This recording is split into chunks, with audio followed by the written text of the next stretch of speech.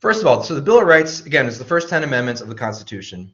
The Bill of Rights did not apply to the states initially. So when they ratified the Constitution, there was such a commitment to federalism and kind of the states' rights side of federalism that the Bill of Rights actually did not apply to the states. Most states had their own Bill of Rights, and a lot of those bills added or took things away from what was in the federal Bill of Rights. But originally, the Bill of Rights only applied to the federal legislation, right? And it wasn't until the 14th Amendment, which is one of the amendments passed after the Civil War, to try to give formerly enslaved people some political rights.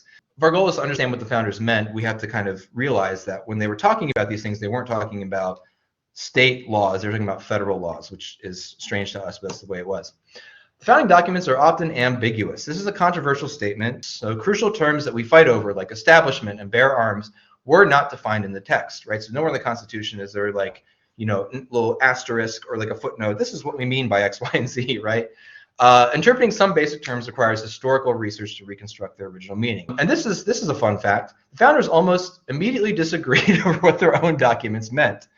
Holding up one founder's views as the view is wrong-headed. And this is fascinating stuff that I think they don't teach you in school, that like, what did the First Amendment mean? What did the Second Amendment mean? Well, if you ask Alexander Hamilton or James Madison or Thomas Jefferson, you would get a different answer. The founders held diverse viewpoints. This relates to the previous one. Be skeptical of folks who pull quotes from various founders to prove their interpretation.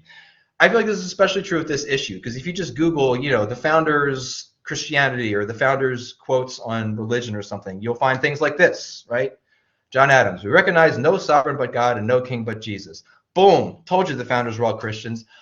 Oh wait, this would be the best of all possible worlds if there were no religion in it. Boom, told you all the founders were secularists, right? And this is kind of like, this is what happens on the internet, right? I would be wary of this kind of stuff on the internet. People just throwing things out to say, hi, I told you so. But there's a larger context, y'all.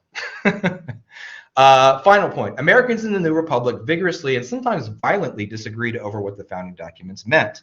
The Second Amendment, we'll get to that next week, is a perfect example. By the 1850s, there was probably 4 major views of what the Second Amendment meant that people were fighting over. So again, interpreting these founding documents I think requires a little more work than most people appreciate.